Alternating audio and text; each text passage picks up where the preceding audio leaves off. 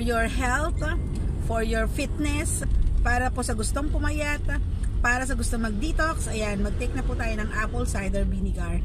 Hello everyone! Ayan, sa gustong pumayat, sa gustong hindi makaranas ng masakit na tiyan.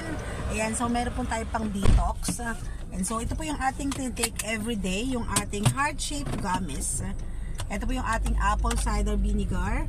So mag-take po tayo para ma-block po yung kakainin natin maghapon and maging slim and fit.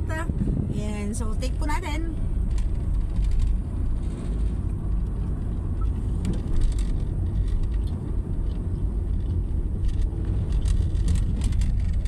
Very convenient apple cider vinegar gummies kasi po kahit nasa biyahe kami, ayan, kahit kami po ay on the way ngayon sa Batangas, so dahil napaka-convenient po ng ating gummies, ayan, pwede po natin strike anywhere, pwede po natin siyang i-take.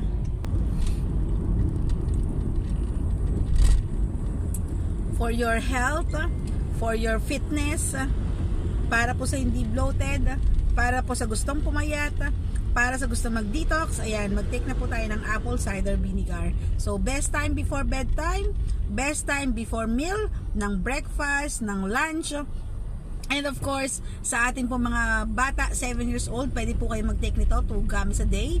So, adult po, pwede po tayo mag-take ng 2 gummies a day. Pero, kung kayo po ay may gusto po na mas mabilis na effect, kagaya po ng ginagawa ko, naglulose po ako ng weight.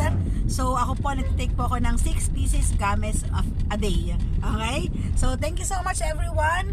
Don't forget to take your, or to drink your water after po mag-take po kayo ng inyong apple cider vinegar. Thank you so much everyone.